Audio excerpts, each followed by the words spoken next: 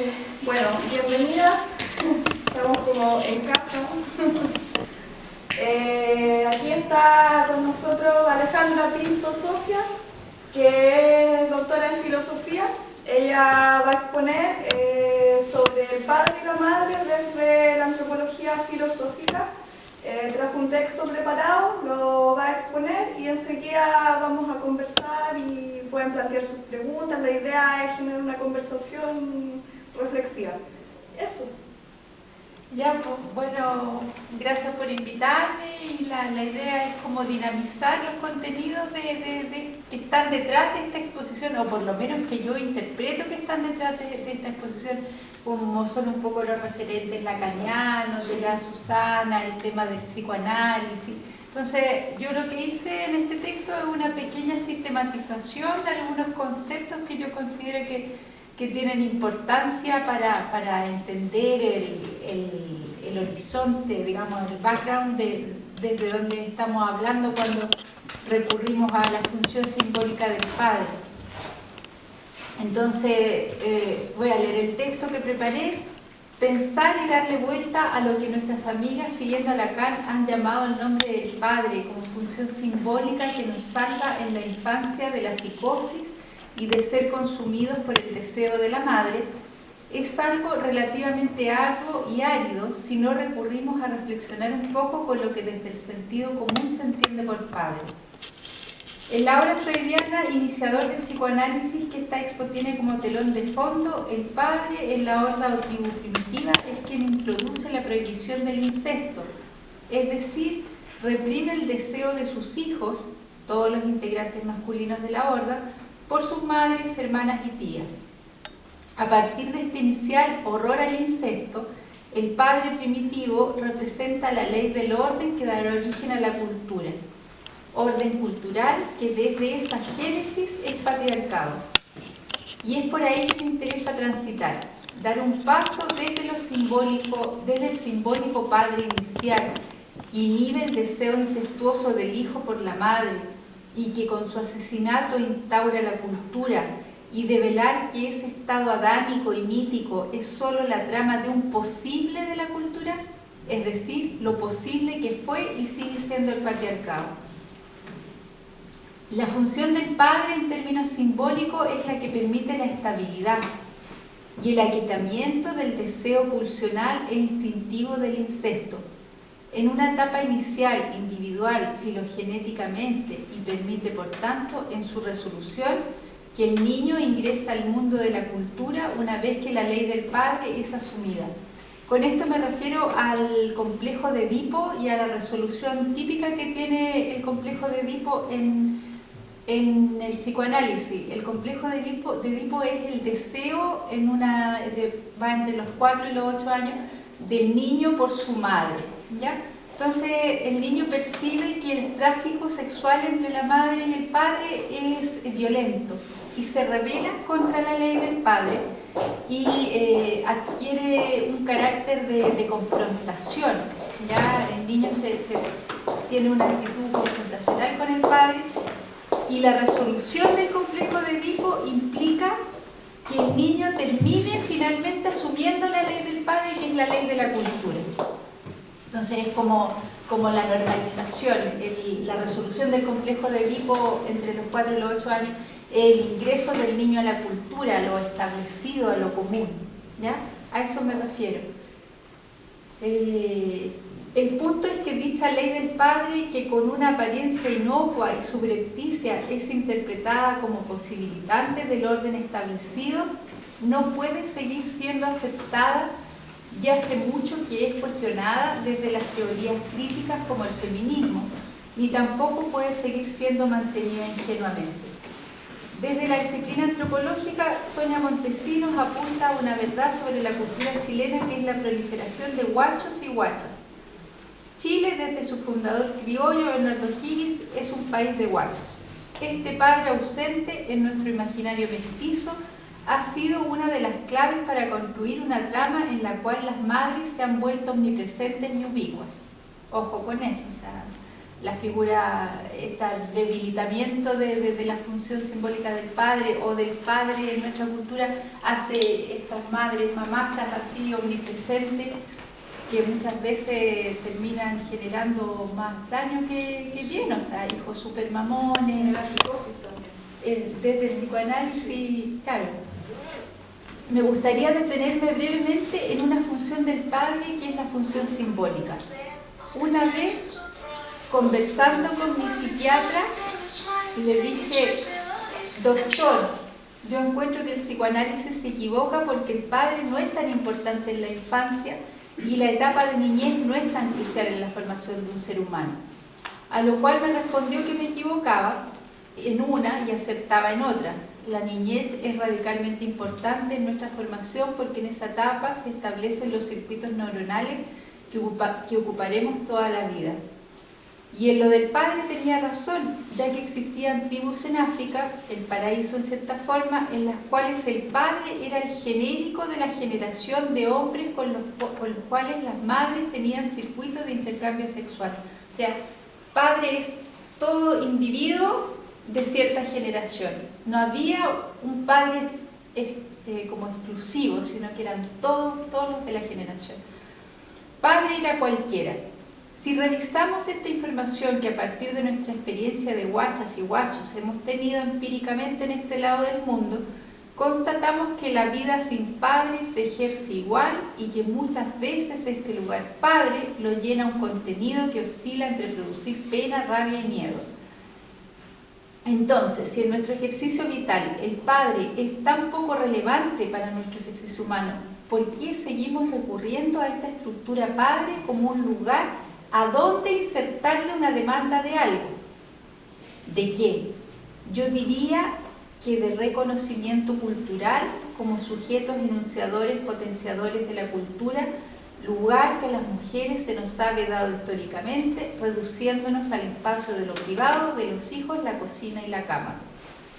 Cuando gracias a las ideas libertarias en contra de la hegemonía masculina las mujeres se han echado a la calle y a la historia reclamando inicialmente un lugar de visibilidad y de reconocimiento al que hemos estado negadas desde el inicio en la construcción sociohistórica de la vida en el planeta a nivel especie humana, hemos logrado visibilidad a expensas de una cultura que nos omite, vulnera, invisibiliza y ningunea. No se trata de asumir un rol de víctimas o reivindicativo, pero sí denunciar claramente que esta demanda de reconocimiento a la dimensión sujeto humano universal al que lo mujer y las mujeres podemos y debemos acceder es una dirección de los vientos que nos tocan. Se habla de las Sebas primordiales, madres de toda la humanidad que habrían venido de África. Luego el culto a la diosa madre en el neolítico, culto que fue barrido a punta de espada, sangre y violación.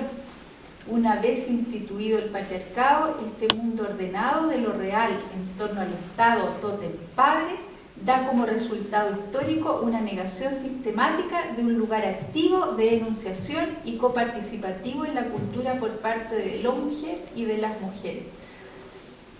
Mientras ese lugar padre y su función simbólica no sea evidenciado hasta el cansancio en su violencia y coactividad para mujeres y hombres concretos, la función simbólica del padre seguirá prestando consistencia a formaciones político-ideológicas que nos dominan, aun cuando las generaciones que vienen tengan una experiencia diferente en torno al género. Me conformo con haber logrado sistematizar un par de ideas en torno a la función del padre y a cómo esta debe ser desarmada políticamente en pos de una visibilidad mujer debida históricamente. Me hago eco en este sentido del trabajo de mis compañeras y colegas artistas y pensadoras, hacedoras y mujeres críticas que están presentes en esta muestra a la que estoy invitada a conversar.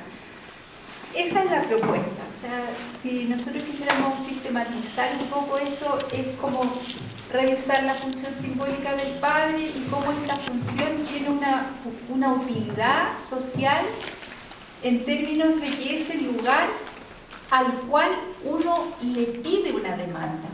Yo le levanto la demanda. Si yo como mujer invisibilizada históricamente, ninguneada desde la Revolución Francesa y mucho antes, las que promovieron los edictos de la revolución fueron las lavanderas. Una vez que llega la revolución, llegan los hombres, instituyen esto y no las nombran ciudadanas, no nos nombran ciudadanas, o sea, no reconocen a las mujeres el estatuto de ciudadanas, y ejemplos como eso hay muchos.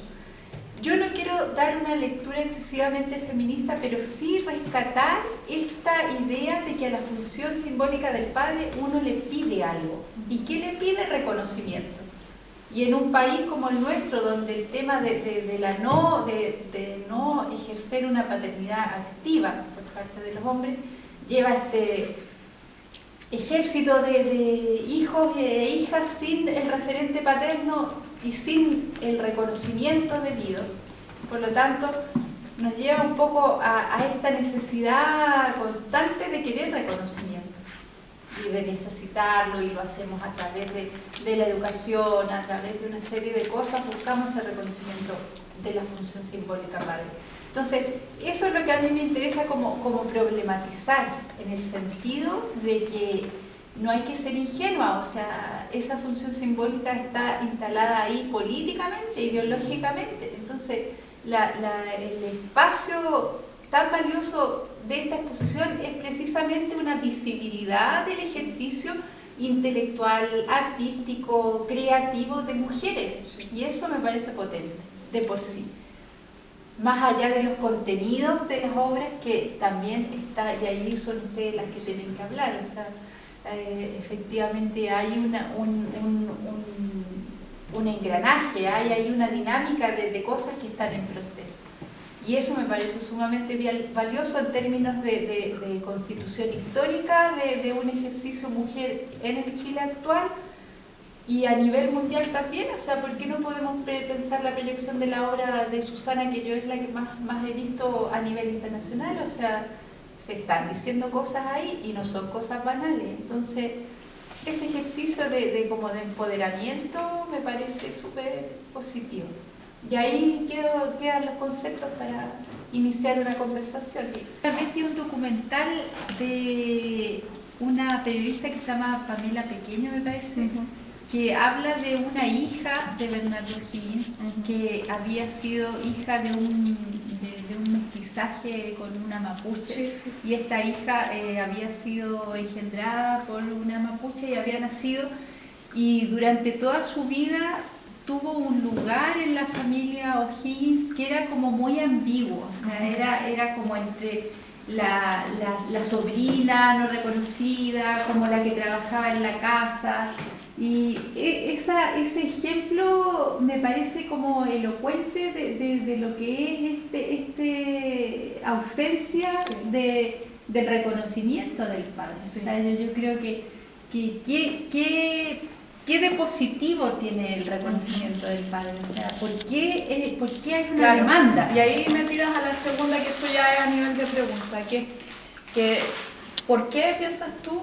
Porque tú planteaste al padre como gran otro, ¿cierto? Como el otro con mayúscula, al que se le hace una demanda, uno va y demanda saber, al amo, ¿cierto? Al gran padre, al tótem, va y le demanda un saber y dice, oye, yo quiero esto. En desmedro de esa idea de que yo puedo producir, ¿no es cierto?, mi propio lugar y terminar con esa idea, ¿cierto?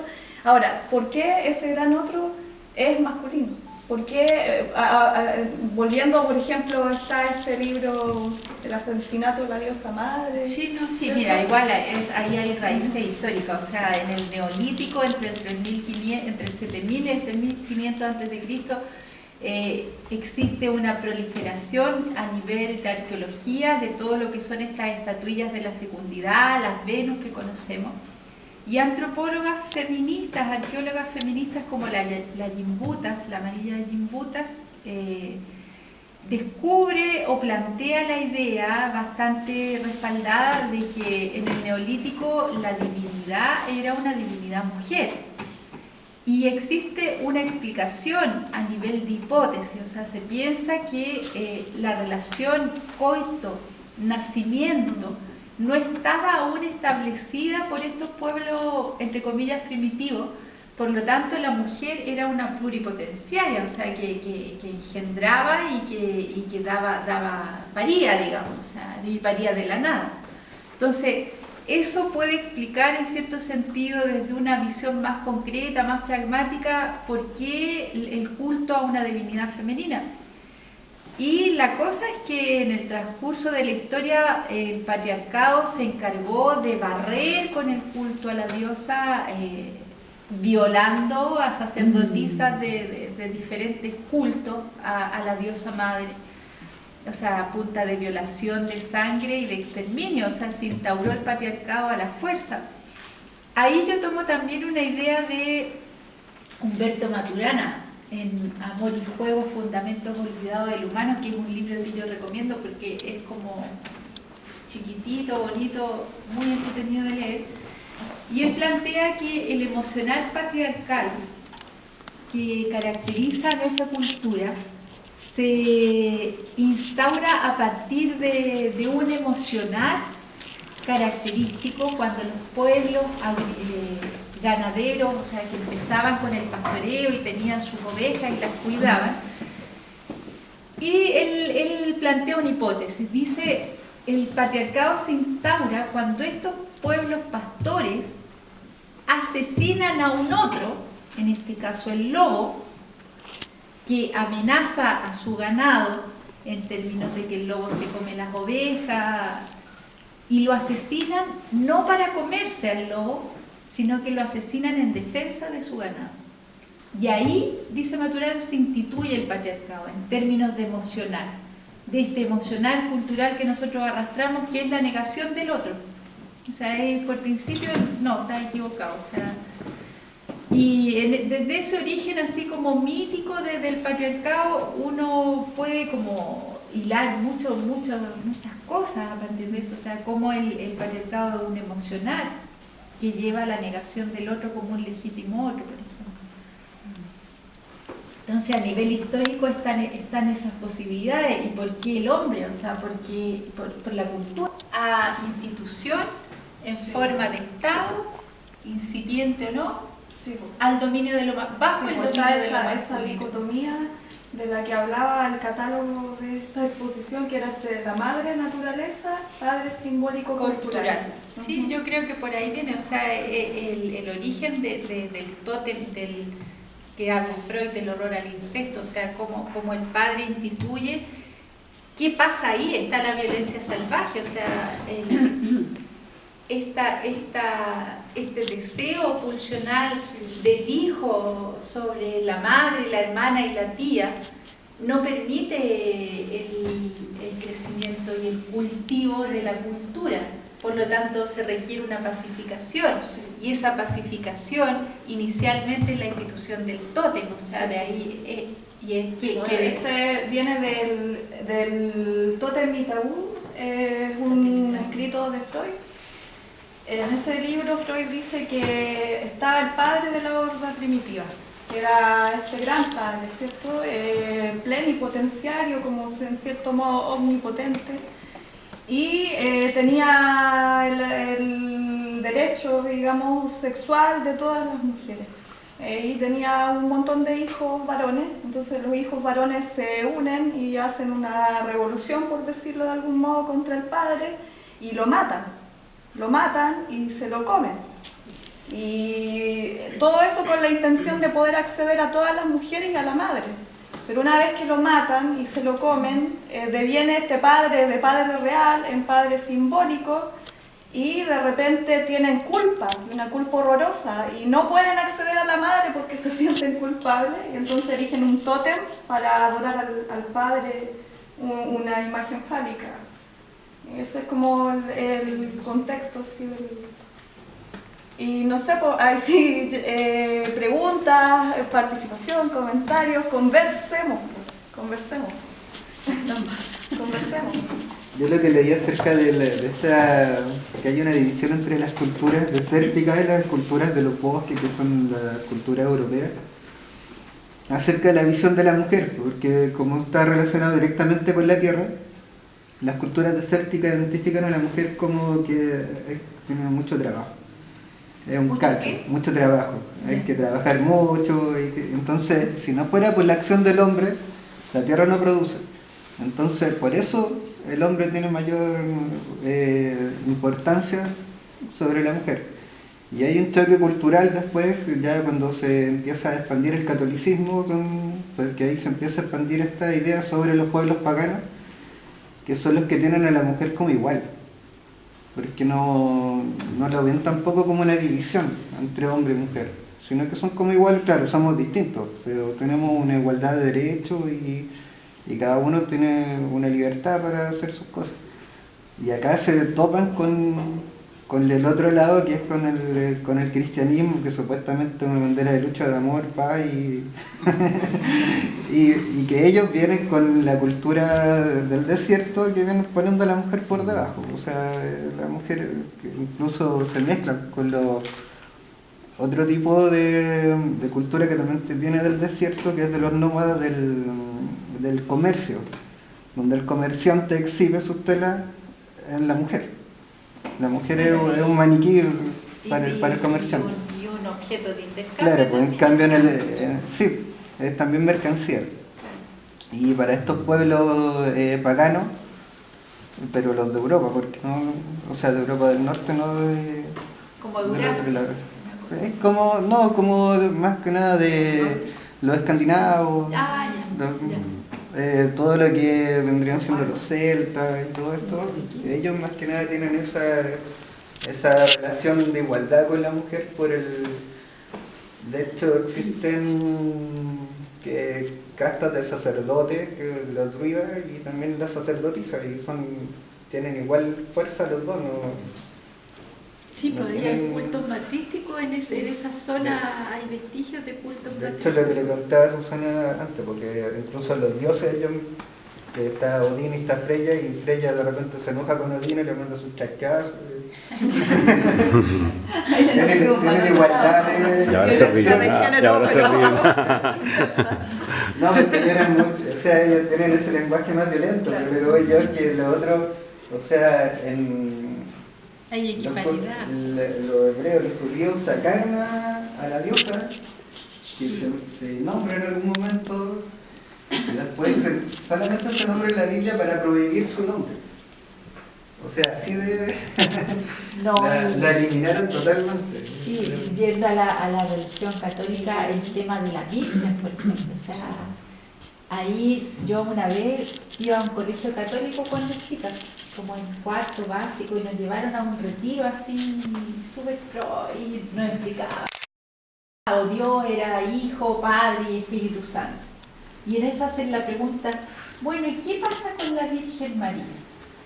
Y yo así ilusionada, bueno, hagamos 4, pues en vez de 3 caben 4. Nada, olvídalo. No, la Virgen no podía estar ahí en el circuito de la divinidad. Ese tenía que ser, además una mujer sin pecado concebida, o sea... Además que la Virgen, o sea, la idea mariana, digamos, viene a corregir a la Eva primordial, que era desobediente, pues. Sí, porque Eva va y coge el fruto del bien y el mal, no le importa la cuestión, así. La curiosidad. Claro, la curiosidad, y es el árbol del conocimiento, sí, pues. Y es el conocimiento del goce, sí. El placer.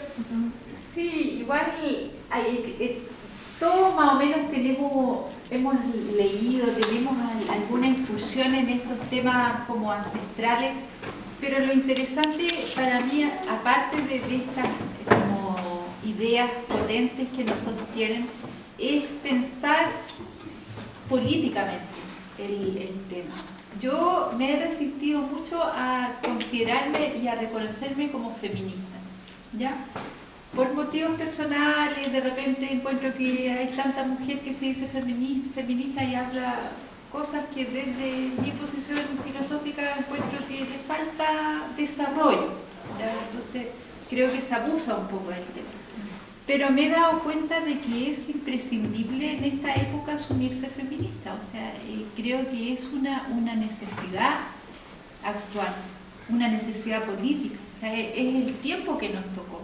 Y ahí estamos hombres y mujeres, o sea, yo creo que para deconstruir patriarcado, o sea, aquí el problema del patriarcado, y el patriarcado asociado a este neoliberalismo extremo que cosifica a las mujeres, o sea, la forma en que las mujeres chilenas o extranjeras, algunas modelos son presentadas en la televisión, es algo que para culturas como la sueca o la finlandesa es inaceptable. O sea, los niveles de precariedad machista a la que la mujer en Chile es como puesta, o sea, si en el mundo es brígido, creo que en Chile es bastante más brígido, y en eso es necesario como alertar y tomar conciencia de afortunadamente los jóvenes vienen con otra disposición. Yo los encuentro... Es que realmente lo que pasa muchas veces es que en el medio de información y cómo se nos enseña a nosotros, entra todo de una forma de normalización. Entonces, ¿qué hacemos? Hay cosas malas que están pasando, pero que como nuestra cultura también chilena, ¿qué hacemos? Dejémosla a un lado, démosle tiempo al tiempo, al final, en vez de solucionarlo, se va a normalizar. Entonces, en vez de algo verse mal, se va a ver algo normal. Y así, nuevamente, culturalmente, si te da algo, un beneficio, aunque sea económico, el que sea, si a uno le trae un beneficio personal, da lo mismo que el beneficio que le traiga o lo mal que le traiga a la otra persona. Entonces, ¿qué se hace? Se utiliza en este sistema neoliberal, se utiliza el icono de la mujer, porque culturalmente, como ya venimos con un chip de hace mucho tiempo atrás, de que la mujer, de hecho, se juega con la emocionalidad y se juega también con la iconografía. Por ejemplo, lo puro, lo casto, lo divino, que antiguamente era la mujer, ahora ¿cómo se utiliza? Como estamos en un sistema neoliberal dándole al dinero, entonces para nosotros tener éxito, para tener lo que sea, ¿qué tenemos que tener? Una mujer al lado. ¿Y cómo tiene que ser esa mujer? Dentro de la normal, que a nosotros se nos enseña a que tiene que ser buena. Entonces, donde está manipulado de todo el sistema, y nosotros crecemos con eso también, menos mal ahora también nos podemos dar cuenta. Eso todo está mal, pero la gran normalidad de las personas, por cultura sigue la norma, entonces eso se sigue dando. Y ahí hay algo coactivo también, o sea, te sales de la norma y no es me salí de la norma, sino que viene al tiro, hay una violencia, una coacción así, usted remítase a la normalidad. Y ese es un tema también que ahí ya nos vamos para otro lado. ¿Qué es la normalidad? O sea, una cosa estadística. Y está dada por el sistema y también está dada a lo que refiere también al sistema. Porque si nosotros vemos a lo que realmente va el sistema, no es ver a gentes, ni individuos, ni personalidades, sino que estadísticas. Y en un sistema nuevamente neoliberal lo que se busca es la inversión económica.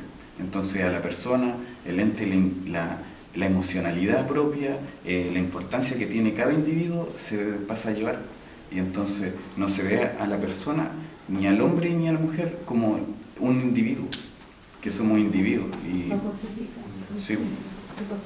Igual a mí me gustaría plantear así como reflexión para que conversemos también, porque yo tengo una posición política que a veces es un poco malentendida. Yo siento que es cierto que las mujeres estamos particularmente oprimidas, de hecho los cuerpos que mueren son los cuerpos femeninos y los cuerpos feminizados, no solamente de las mujeres biológicas. Pero siento que en el orden actual de las cosas el hombre, en su rol de hipermasculinidad, de la cultura normal, a propósito de lo que está diciendo... Kevin. También está oprimido.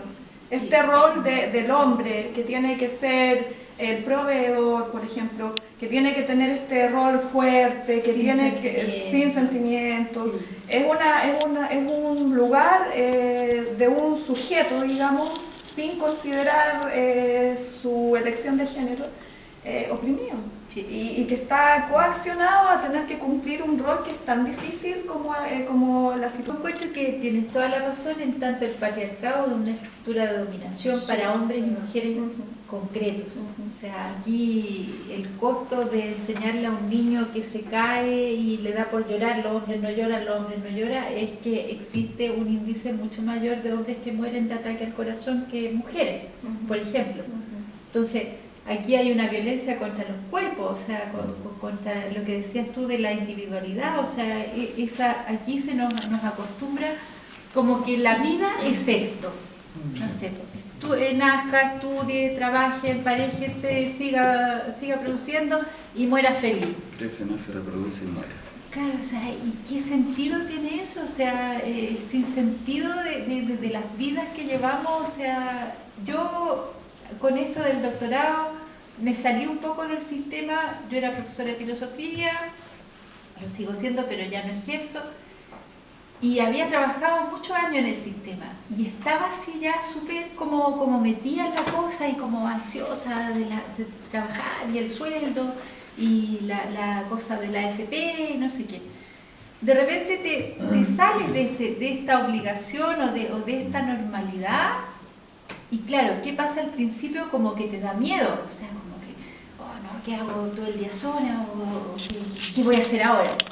Y resulta que si empiezas a abrir esa brecha, hay una infinidad de posibilidades creativas a las cuales no nos lleva la cultura. O sea, la cultura no nos lleva a ser creativos. O sea, por eso es tan importante estos ejercicios de validación de sujetos o sujetas creativas y que ejercen una creatividad y que la ponen en el tapete público, en una galería municipal. No lo encuentro muy valioso esto. Qué bueno.